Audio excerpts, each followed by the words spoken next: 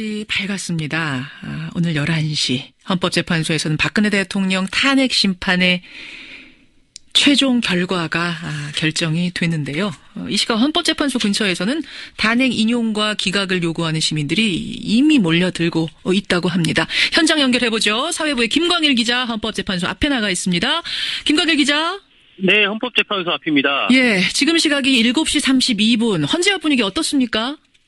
네, 먼저 탄핵에 찬성해온 촛불 집회 참가자 20여 명이 헌재 앞 안국역 6번 출구 쪽에서 밤샘 철야 농성을 벌였습니다. 예. 이들은 어제 저녁 7시부터 광화문 광장에서 집회를 열었는데요. 예. 참가자들은 집회를 마친 뒤에 이곳 헌재 방향으로 행진했고 이 중 일부가 남아서 밤을 새웠습니다. 상당수가 대학생이었는데 돗자리를 깔고 담요를 덮은 채 간간히 쪽잠을 청하는 모습도 보였습니다. 예. 이 참가했던 탄핵 찬성 집회 참가자들 목소리 잠깐 들어보시죠. 기각의 가능성이 단 1%라도 있어서는 안 되겠다. 그런 생각이 들어가지고 농성을 진행하고 있습니다. 이불을 가져와 섞고 앉아있고 그랬습니다. 시간이 지나고 조용해지니까 더 추워지지. 기각되면은 똑바로 가지 못할 것 같습니다. 대통령이라는 사람이 남은 1년을 똑바로 보고 국민들이 가겠습니까?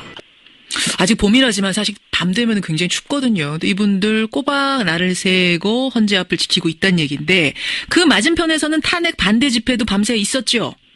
예, 대통령 탄핵 기각을 위한 국민총궐기 운동본부 이렇게 탄핵 반대를 이어왔던 단체죠. 예. 이 단체 회원 200여 명은 맞은편인 안국역 5번 출구 쪽에서 어제 자정까지 집회를 벌인 뒤에 마찬가지로 노숙농성을 벌였습니다. 예. 이들 탄핵 반대 집회 참가자들 목소리 들어보시죠.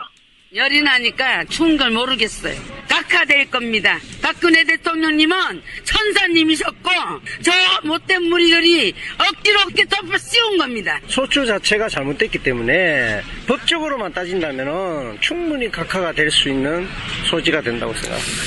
예, 그러니까 양쪽에서 지금 이러고 있었으면은 그냥 계속 북새통이었겠어요, 그 주변이. 예, 특히 종로구 낙원상가부터 안국역 사거리까지 왕복 6차선 도로는 어제 오후부터 여전히 탄핵 반대 집회 참가자들이 점거한 상태인데요. 예. 다행히 응급 환자나 물리적 충돌은 없던 것으로 전해졌습니다. 예, 경찰이 경계태세를 강화했다는 소식도 있던데 그 경찰들 분위기는 어떻습니까?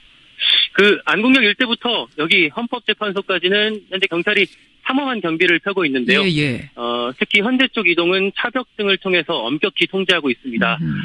어제 을호 비상령을 내렸던 경찰은 오늘 최고 경계태세인 가포 비상령을 내린 상태로 예. 이곳 근처에 경찰관 2만여 명을 배치하고서 만일의 사태에 대비하고 있습니다. 그런 분위기군요. 그리고 밤샘을 하신 분들 아니더라도 지금 몰려드는 시민들도 있는 상태고. 네. 7시 34분. 그러면 재판관들은 언제 출근하나요? 네, 재판관 출근 시간은 일단 오늘 오전 9시인데요. 예. 8인 재판관들이 일찍 출근할 수 있다는 얘기가 말씀드리는 순간 지금 주심 재판관이죠. 강일원 재판관이 국문을 통과해서 이 헌법재판소 현관으로 들어가고 있습니다. 강일원 재판관, 주심 재판관인 강일원 재판관이 지금 사실은 9시 출근 시간인데 평소보다 1시간 반 먼저 출근을 하고 있어요. 네, 지금 은색 에쿠스 차량인가요? 예. 저기 세단을 타고 지금 막 들어왔습니다. 그렇군요. 강일원 재판관이 먼저. 이 재판관들은 이제 들어와서 출근 직후에 평일을 연 뒤에 11시쯤 대심판정에 오르게 됩니다. 예, 11시 돼서. 지금 제가 갖고 있는 스케줄표를 보니까 10시 40분쯤에 최종 결정문을 프린트를 직접 합니다. 재판관이. 직접 출력을 해서 그걸 들고 11시에 8명이 입장하는 것으로 오늘 선고가 시작이 됩니다. 헌재 앞의 상황. 김광일 기자 수고하셨습니다. 예, 사회부 김광일 기자를 먼저 연결해봤습니다. 여러분 궁금한 게 참 많으시죠? 대체 어떤 절차를 통해서 오늘 탄핵 심판 선고가 이뤄지는 건가? 이분과 함께 미리 한번 짚어보겠습니다. 헌법재판소의 전 헌법연구관이세요. 노희범 변호사 연결이 되어 있습니다. 노희범 변호사님 안녕하세요. 네, 안녕하세요. 예, 11시에 최종 결정문 발표가 있는데 그 전까지 남은 절차. 지금 7시 30분에 강일원 주심 재판관은 출근을 했다거든요. 이분들 네. 출근을 하셔서 그다음엔 어떤 절차들이 벌어지는 겁니까?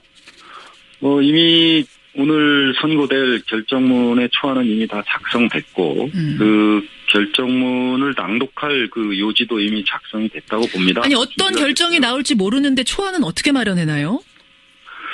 물론 지난 통합진보당 해산결정 사건 때, 선거 전 30분 전에 해산결정문과 기각결정문 두 개를 이미 준비해 뒀다가, 마지막 평결을 통해서 선고를 했다고 하는데요. 예. 사실 굉장히 이례적인 일이었다고 봅니다. 사실, 어떻게 그때 평결이 됐는지가 이제 공개됐는지도 좀 의문이기도 하고요. 그러니까 이것도 평결이 언제 되는지 자체도 사실은 평의의 내용이기 때문에 공개돼서는 안 되는 사안입니다. 아, 그래요? 그러면 네. 자, 정리를 좀 해보죠. 어떤 결정이 내려질지는 모르지만 결정문의 초안은 여러 가지 케이스로 일단 초안으로 마련을 해놓고 네. 평결로 투표로 결정이 나면 그때 결정문 초안 중에 뽑아서 완성을 하는 형태인가요? 저는 그렇다는데 통상적인 사건에서는 그렇게 하지 않는다고 보고요. 이번에도 아마 이미 재판관들은 어떤 결정을 할지 합의가 다 돼 있고 그 합의에 따른 결정문이 다 준비되어 있다고 봅니다. 아, 잠깐만요. 노 변호사님. 네. 이거는 좀 새로운 사실이네요. 사실 지금 대부분 언론들이 알고 있기로는 평결을 오늘 오전에 하고 그래서 그 평결을 통해서 나온 최종 결정을 가지고 여러 가지 초안 중에 맞는 초안을 뽑아서 완성한다 이렇게 알고 있었는데 노 연구관님 생각하시기로는 이미 어떤 결정이 날지를 이미 지금 재판관들은 알고 있고 8명은 그렇습니다. 거기에 맞게 결정문이 만들어졌을 거라고 보세요? 그렇습니다. 네. 물론 보안 유지를 위해서 실제 법정에서 낭독될 실제 결론이 아닌 다른 버전의 결정 초안이 작성되어 있는지는 모르겠습니다만 재판관들이 그동안 여러 차례 토론과 합의 과정을 거쳐서 결론을 냈어야 되는 거고요. 선고기일을 이미 지정했다는 것은 어떤 결정을 선고하겠다는 것이 이미 결정이 됐다는 겁니다. 그 말씀은 평결도 그럼 이미 이루어졌을 가능성이 있단 말씀이세요? 저는 당연히 그랬다고 봅니다. 당연히 이런 그랬다고 중요한 사건에서 다른 재판관이 어떤 생각을 갖고 있는지, 다른 재판관이 어떤 결론을 갖고 있는지도 모르는 상태에서 선고일 당일에 30분 전 또는 1시간 전에 다른 재판관의 결론을 그제서야 알았다는 것은 이 평이라는 합의체 기관에서 헌법재판을 하도록 한 헌법 정신에도 부합하지 않는 것이 아닌가 싶습니다. 하긴 상식적으로 생각해도 8명이 지금 평일을 몇 번을 열었는데 누가 무슨 생각을 가지고 있는지를 모른다는 게 말이 안 되는 거다. 그렇습니다. 평결을 그러면 직전에 할 거라고 계속 얘기가 나오는 건 어떻게 보면 보안 유지일 수도 있겠고 아주 그냥 이론적인 생각일 수 있겠다는 말씀이시군요. 네, 저는 보안 유지를 위해서 그렇게 누군가가 얘기를 한 것이 아닌가 싶고요. 평결이 언제 이루어지고 그 평결이 이루어졌다가 다시 평의가 재개돼서 다시 그 결론이 바뀌는 경우도 있거든요. 그런 점에서 평결이 언제 이루어졌다라는 것 자체도 평의의 한 과정에 있어서의 내용입니다. 그래서 그것 자체도 외부에 공개돼서는 안 되는 사안이다. 알겠습니다. 이미 평결은 이루어졌고 결정문도 나왔을 가능성이 상당히 크다라는 전 헌법연구관의 말씀.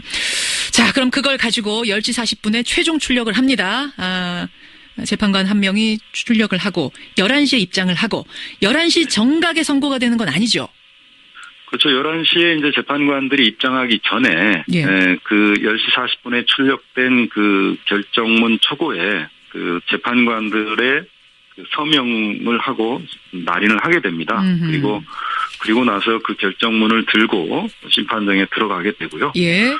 심판정에 들어가서 재판관들이 착석을 하게 되면, 사건 번호, 그다음에 사건명을 낭독을 하고, 결정을 선고하겠다라고 이제 선언을 한 다음에 결정문을 낭독할 것으로 보여집니다. 근데 처음부터 파면이다, 기각이다 발표가 아니라 이유, 결정을 왜 이렇게 하게 됐는지 이유부터 쭉 설명한다면서요?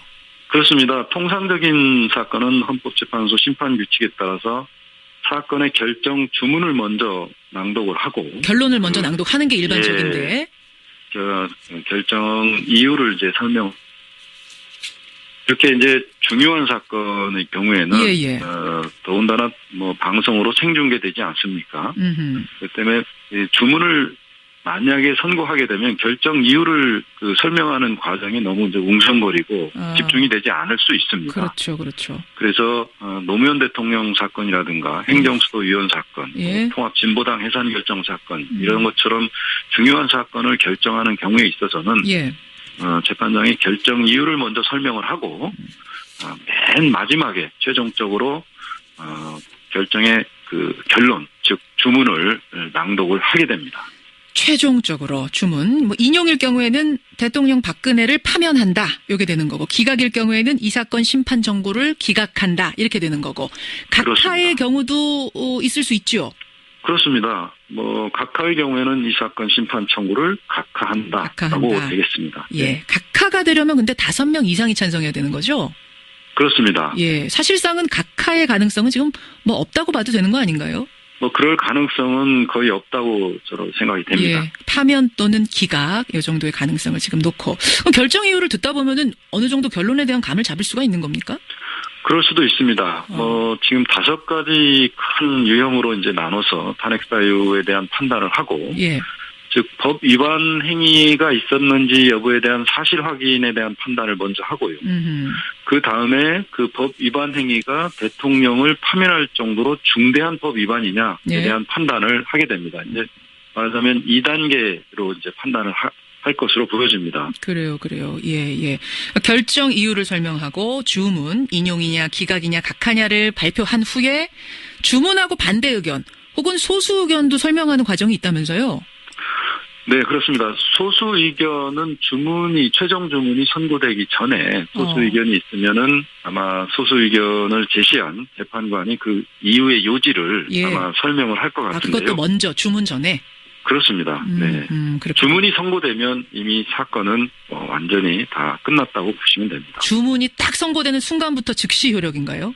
그렇습니다. 헌법재판은 단심제입니다. 더 이상 불복하거나 이의를 제기할 수 있는 절차가 전혀 없기 때문에 결정이 선고되면 그 즉시 법적 효력이 발생하는 것이고요. 근데 이 종이를 가지고 결정문을 가지고 대통령한테 전달하는 과정이 있잖아요. 그거 전에도 그냥 말로 나오는 순간 효력입니까? 그렇습니다. 이의를 제기할 수 있는 절차가 없기 때문에 송달을 하지 않더라도 그 즉시 효력을 발생하게 됩니다. 하긴 그러고 보면요. 노무현 대통령 탄핵 심판 때도 송달, 그러니까 그 결정문이 전달이 되기 전에 이미 복귀를 했었습니다. 노무현 대통령이. 회의도 열고 오찬도 하고 했던 그 기억이 나네요. 노무현 전 대통령 탄핵 심판 때 생각해 보면은 그 총 발표 시간이 한 25분이었거든요. 선고 시간이. 이번엔 얼마나 걸릴 걸로 보세요? 이번에는 탄핵 사유가 노무현 대통령 때보다는 좀 더 많고요. 사실 탄핵 사유에 대한 사실 인정에 대해서 이번에는 다툼이 있습니다. 지난번 노 대통령 때 사건에서는 그런 사실 인정에 관한 다툼은 없었습니다. 그래서 아무래도 이번에는 노 대통령 때보다는 훨씬 더 좀 결정에 물론 전문을 다 읽는 것은 아닙니다. 전문 읽는 건 아니에요? 그렇습니다. 전문을 읽게 되면 아마 1시간도 훨씬 더 걸릴 것으로 보여지는데요. 결정의 어떤 요지, 결정 이후의 요지만을 추려서 낭독을 하는데도 아마 40분 이상 1시간 가까이 걸릴 가능성도 있다고 보여집니다. 요지만 읽어도 40분에서 1시간 정도를 예상하는 그런 거군요. 이런 질문이 계속 들어옵니다만 뭐냐면은 대통령이 그 결정문, 주문을 읽는 순간 효력이 발생함에도 불구하고 청와대를 안 떠나는 경우도 생길 수 있는가? 이 질문들이 많이들 궁금하신가 봐요. 그거는 만약 파면 선고가 이루어지면 더 이상 대통령의 지위는 이제 상실됐기 때문에 대통령으로서의 어떤 예우나 직권을 행사할 수가 없습니다. 청와대는 대통령을 위한 그런 사무를 보는 업무 공간이자 거소이기 때문에 청와대를 떠나야 되는데요. 그거는 일정한 시간이 이제 좀 필요하긴 하겠지만 사실상 법적으로는 대통령으로서 거주를 한다고 하더라도 대통령으로서 거주하는 것은 아닙니다. 그렇게 되는 거네요. 지금 나오는 얘기로는 이미 삼성동 그 사저에 보일러 수리를 마친 상태다. 이르면 오후에 청와대를 떠날 수도 있다. 이런 얘기들이 나오고 있네요. 여기까지 말씀 듣겠습니다. 노희범 변호사님 고맙습니다. 네, 감사합니다. 예, 헌재 연구관을 지낸 분이죠. 노희범 변호사 통해서 오늘 그 선고 절차 이모저모 들어봤습니다.